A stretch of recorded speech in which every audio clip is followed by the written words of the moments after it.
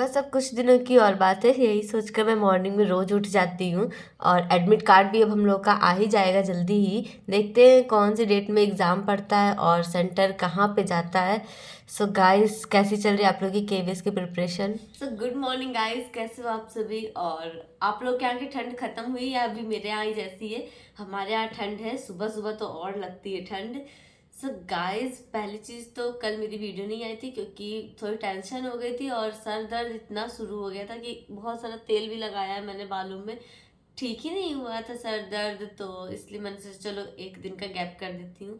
और अब से वीडियो आएगी आप लोगों के पास डेली मॉर्निंग में 9 बजे से 10 बजे के बीच में, क्योंकि अब हमारे पास ज़्यादा टाइम है नहीं। बस जो हम लोगों ने अब तक की स्टडी कर रखी है वो टाइम सिर्फ उसे रिवाइज करने का और मॉक टेस्ट देने का। तो आज मैं एक मॉक टेस्ट दूंगी, ऑफलाइन दूंगी बुक से, और मैं बताऊंगी कि मैं मॉक टेस्ट कैसे देती हूँ और कितने नंबर आ रहे हैं मेरे कौन से सब्जेक्ट में।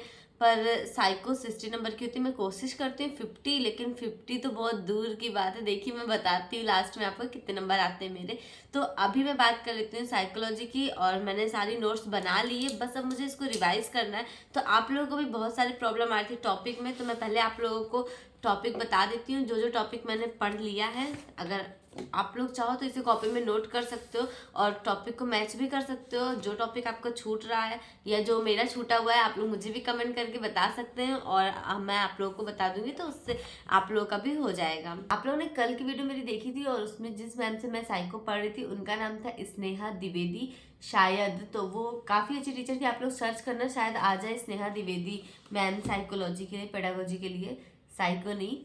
तो गाइज देखिए, मेरा फर्स्ट टॉपिक था फाउंडेशनल लिटरेसी एंड न्यूमेरेसी, यानी कि बुनियादी साक्षरता और संख्यात्मकता। पहले मैंने इस टॉपिक को कंप्लीट किया और इसके अंदर एनईपी, एफएलएन, निपुण, ये सारी योजनाएं वगैरह जो भी थी ये मैंने पढ़ा, फुल फॉर्म इसके और कौन सी योजनाएं किस सन में स्टार्ट हुई है, ठीक है। उसके बाद मेरा नेक्स्ट टॉपिक था विकास, यानी कि वृद्धि, विकास, इन सबके आयाम, शिक्षा का अधिकार, आरटीई। उसके बाद यूनिट 2 भी मैंने ख़त्म की थी, जिसमें थे जीन पियाजे, कोहलवर्ग के सिद्धांत और ये जेरोम ब्रोनर, जो प्रिंसिपल वगैरह के सारे क्वेश्चन आते हैं वो यूनिट 2 से रिलेटेड थे, तो इसे मैंने ख़त्म किया।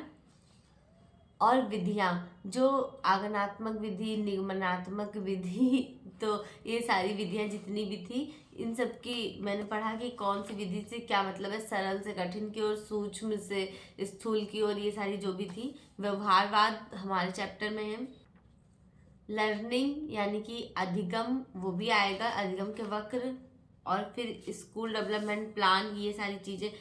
लीडरशिप, फिर क्लासरूम कैसा होना चाहिए, एक संसाधन के रूप में कक्षा कैसी होती है और बच्चों को उसमें कैसे कैसी मतलब व्यवस्थाएं करनी चाहिए, कैसे कैसे इन्वॉल्वमेंट देना चाहिए कि उन्हें कोई प्रॉब्लम ना हो पढ़ते वक्त।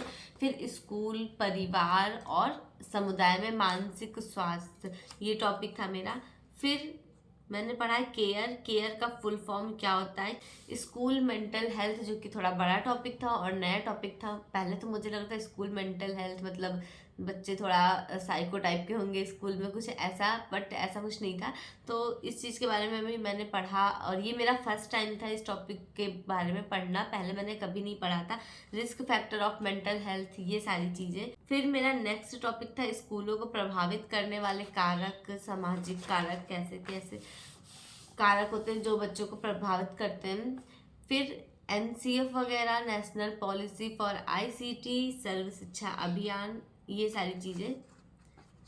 कब आई, क्या हुआ, पोक्सो एक्ट, पोक्सो एक्ट भी इम्पोर्टेंट था 2012 वाला, और इसमें भी मुझे नहीं पता था पहले, ये बाद में पता चला कि अगर छोटे बच्चों के साथ शोषण होता है तो वो सारी चीज़ें, जो भी मतलब रूल बनाए गए हैं, उन्हें जेल जाने के लिए कितने से कितने साल के लोगों को कब तक का जेल दिया जाता है, ये सारी चीज़ें पोक्सो एक्ट के अंतर्गत आती हैं। इनमें से आपके जो टॉपिक छूट रहे हैं आप लोग कमेंट में पूछ सकते हो मुझसे कि कौन सी टॉपिक को मैंने कहाँ से कंप्लीट किया है। अगर मैं फ्री रहूँगी वैसे कोशिश करूँगी आप लोग को रिप्लाई कर सकूँ। बाकी मैंने पढ़ा है ये सारी चीज़ें, मानसिक संवेदनाएं वगैरह और डेवलपमेंट टास्क।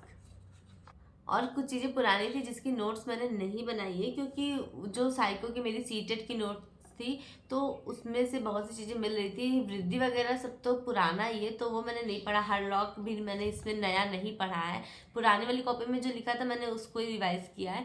तो आप लोग भी चाहो तो वो सब जो पहले से आपके पास है मटेरियल उसको पढ़ सकते हो। ज़्यादा नए मटेरियल के पीछे भागने की भी ज़रूरत नहीं है। तो SPM का फुल फॉर्म क्या होता है, ये क्वेश्चन आज के लिए आप लोगों के लिए। तो उसके बाद अब मैं जा रही हूँ इसे रिवाइज करने। पूरा देखते हैं, जितनी देर तक मेरा मन करेगा उसके बाद मैं दूसरा सब्जेक्ट स्टार्ट करूँगी।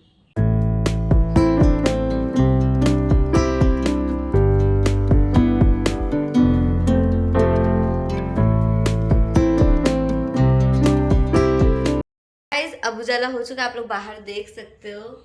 और अब चलिए चलते हैं चाय बनाने। आज मैंने 1 कप ही चाय बनाई थी क्योंकि मुझे नहीं पीना था, ये इनके लिए। गाइस अब मैं पढ़ने जा रही हूँ EVS, और मैंने बताया था मेरा सर दर्द होता है इसलिए कल मैंने पढ़ना बंद कर दिया था। से ये क्लास 6 की बुक है NCERT की, और मुझे आज पढ़ना है चैप्टर नंबर 7। अब तक तो आप लोगों की NCERT ख़त्म भी हो चुकी होगी पढ़ के। एक्चुअली सारे टीचर्स यही बोल रहे हैं कि NCERT पे ज़्यादा फोकस करो। तो मेरे पास एक ही बुक थी क्लास 6 की, और उससे मैंने पढ़ा था थोड़ा सा, बाकी अभी पढ़ ले रही हूँ। बुक से पढ़ने में और ऐप से पढ़ने में बहुत फ़र्क होता है। वैसे तो मेरे पास कोई बुक नहीं है तो मैं ऐप से ही पढ़ी थी, बट इस चीज़ को जब बुक से पढ़ा तो देखा, मतलब बहुत ही अच्छा लगा।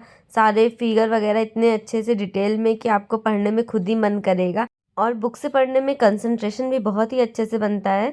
आराम से पढ़ा करो, टाइम का नहीं पता चलता। फ़ोन से पढ़ने में थोड़ी प्रॉब्लम तो आई मुझे, बट पहले नहीं पता था। मेरे पास बुक नहीं थी तो मैंने सोचा क्या ज़रूरत है बुक खरीदने की, और ऐप से ही पढ़ लिया था। बाकी मैं बुक लेने वाली थी एक हिंदी के लिए, आदित्य पब्लिकेशन की, जो आप लोग मुझे पहले से देखते हो तो आप लोगों को पता होगा। बट मैंने अभी तक ऑर्डर नहीं किया, और अब तो करूँगी भी नहीं। सुपर टेट जब आएगा तो उसके लिए कर दूँगी पहले से ही। और फिर मैंने EVS ख़त्म किया। उसके बाद में ये मैंने आज बनाई थी दरिया, ब्रेकफास्ट में, संडे स्पेशल दरिया। सो गाइस अब चल रही हूँ छत पे कपड़े सुखाने। आज मौसम बहुत सही है, धूप वाला एकदम। और मेरा स्वेटर कैसा लग रहा है, मेरी मम्मी ने बीना है। इतनी बड़ी हो गई फिर भी मुझे हाथ के बीने के स्वेटर जितना अच्छा लगता है ना, रेडीमेड उतना अच्छा नहीं होता, ना ही वो उतना गर्म होता है। तो ये मेरी छत है। तो ठंडियों में ही छत पे मैं आती हूँ कपड़े डालने, वरना गर्मी में तो बालकनी से ही सूख जाते हैं आराम से। तो यहाँ पे कपड़े डालने के बाद आज हम लोग गए थे बाहर शॉपिंग करने। शॉपिंग मतलब फ्रूट्स वगैरह ख़रीदने। तो ये आप लोग देख सकते हो, जहाँ से हम लोग लेके आते हैं ना, वहाँ पे पूरी खेती होती है। ये नाशपाती का पेड़ है जिस पे अभी पत्ते नहीं आए, और ये बड़ा वाला आंवले का। नाशपाती के पेड़ पे पत्ते आ जाएंगे बट टाइम के अकॉर्डिंग आते हैं।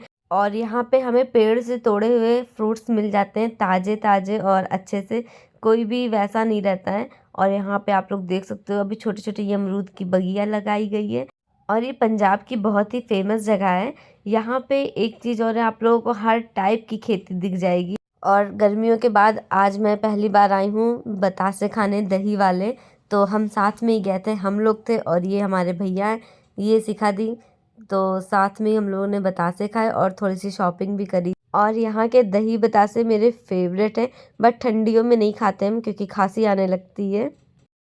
करके मैं आ चुकी हूँ, और मैंने ज़्यादा कुछ नहीं लिया, बस 2 सेट कपड़े लिए हैं वूलन, क्योंकि ठंड ख़त्म हो रही थी। और पूरी ठंडी मैंने इस बार एक भी कपड़ा नहीं लिया, तो मुझे बहुत ही बेकार लग रहा था। तो अब चलिए चलते हैं अंदर। और यहाँ पे जब मैंने आधा मॉक सॉल्व कर लिया उसके बाद मुझे याद आया कि वीडियो बनानी थी। सो गाइज अभी मैंने 110 क्वेश्चन कर लिए हैं, आप लोगों ने देखा। ऐसे मैं लाइनिंग बना के आधे आधे करके करती हूँ। पहले एक हिंदी का सेक्शन 10 क्वेश्चन करेंगे, फिर 10 इंग्लिश, ऐसे ही करके मैंने किया है। तो सबसे बेकार तो पेडागोजी का, उसमें जो चीज़ थी ना कि कूट वाले क्वेश्चन बड़े बेकार लगते मुझे।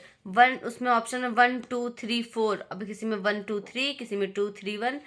थक गई मैं करके, और 180 क्वेश्चन ख़त्म ही होने का नाम नहीं ले रहे आज तो। पेडागोजी ख़त्म हो चुकी है, और उसके बाद मैंने हिंदी कर लिया है, और अब बारी आती है इंग्लिश की।